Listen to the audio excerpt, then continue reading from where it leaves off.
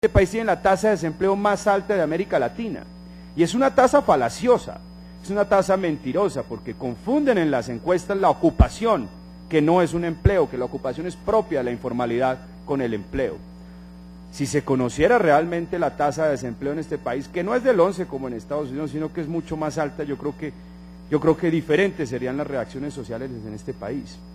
Y por otro lado, ante el fracaso de ese modelo laboral, hoy tenemos el salario mínimo más alto de América Latina por poder adquisitivo, no por lo que le entra al trabajador al bolsillo al trabajador, sino por lo que le quita el Estado para pagar la salud, para pagar las pensiones, pero para pagarse a su propio funcionamiento, que son los impuestos parafiscales que engalanan con una cantidad de adornos, como si se tratara de grandes obras sociales. De 515.000 pesos que gana como mínimo un trabajador colombiano, le están quitando casi 100.000 para financiar el SENA, para financiar el ICBF y para financiar las cajas de compensación familiar, que son un hueco negro.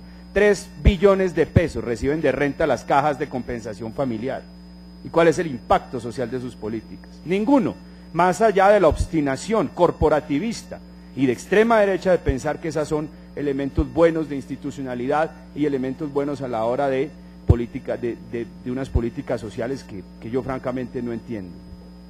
Entonces ese es el resultado, y es el resultado también de pretender cargarle a los departamentos y municipios responsabilidades para el pago del no POS, del subsidiado, y también para colgarles el costo de la universalización en salud, de la repartición de carnet, de vincular a millones de colombianos nuevos, cuando al mismo tiempo, desde la ley 715, a las entidades territoriales les han quitado 17 puntos del SGP. Entonces, ¿dónde está la lógica? Le quito plata del Sistema General de Participaciones, pero al mismo tiempo le pongo nuevas cargas o nuevas obligaciones a los departamentos y municipios.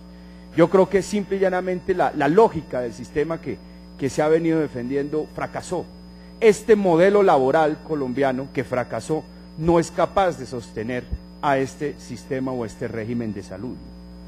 Yo creo que esa es la reflexión, eso es, hacia allá es donde deben mirar las soluciones del gobierno nacional, y no en obstinarse en defender unas exenciones que solamente ayudan al gran capital, que responden a la lógica pro rico, pro capital, Robin Hood al revés, y en seguirle cargando grandes impuestos a los trabajadores colombianos por vía de la parafiscalidad.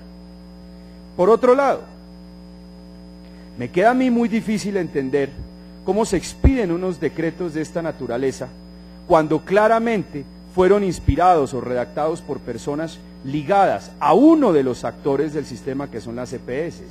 Esto quedó claramente señalado y denunciado por el actual candidato doctor Germán Vargas Lleras. Claramente se hizo un contrato y una redacción desde un solo punto de vista, que fueron personas ligadas a las empresas prestadoras de salud.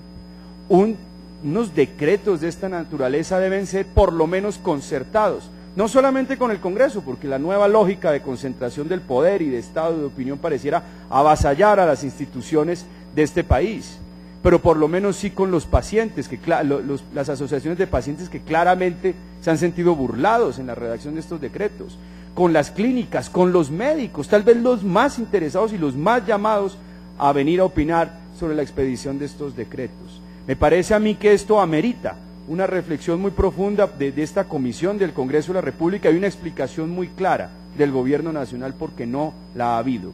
1 billón de pesos sirve ¿para qué? Para pagar la deuda que tiene el FOSIGA con las EPS, y no sirve para nada más en materia de los problemas estructurales del sistema de salud.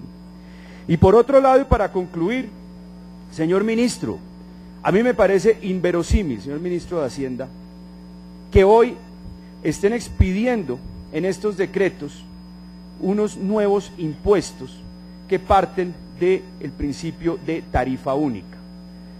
Yo no sé si ustedes recuerdan los impuestos que existían en la época de la colonia.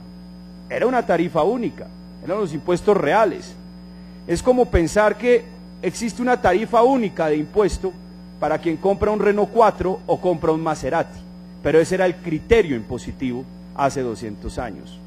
La evolución democrática de los impuestos, su carácter progresivo que deben tener, llevó a que se hablara de impuestos ad valorem, proporcional al objeto que se está comprando. Es decir, yo no puedo comprar o pagar un mismo impuesto, una tarifa única, como les decía, para un Renault 4 que para un Mercedes o un Maserati. Y eso fue lo que se hizo. Eso fue lo que se hizo con los cigarrillos. Una tarifa única para el cigarrillo que fuman los pobres de este país, para el cigarrillo producido nacional, que por supuesto beneficia enormemente al cigarrillo importado de la gran multinacional, porque como lo señaló Cecilia López, estas tabacaleras tienen un gran poder de lobby, que no tienen muchas veces las otras tabacaleras más pequeñas. Pero bueno, el punto es que no se justifica o no se entiende este inmensísimo regalo a las tabacaleras extranjeras, a las grandes multinacionales, porque esto es un regalo, esto es un gran regalo. Como tampoco entiendo yo, señor ministro, que se haya procedido con el mismo principio para los licores. El vino popular de 2,5 grados a 10 grados pagaría 84 pesos por grado de alcohol. El vino popular, el vino al que acceden las clases populares de este país, el cariñoso. Y brinca de 84 a 256 por grado de alcohol, 256 pesos por grado de alcohol. El licor de 2,5 a 15 brinca de 157, salta de 157, perdón, a 256 pesos por grado de alcohol.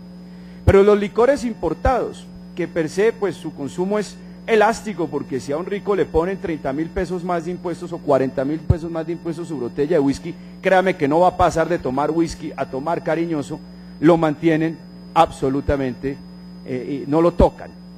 Pasa de 3.86 y sigue en 3.86. Esto es otro regalo para los importadores de licor, esto es otro regalo para quien venden los licores caros que consumen los ricos, es un regalo para quien puede comprar una botella de whisky, pero es un gravamen injustificado para quien consume estos licores baratos, a quien le consume los licores, los vinos populares.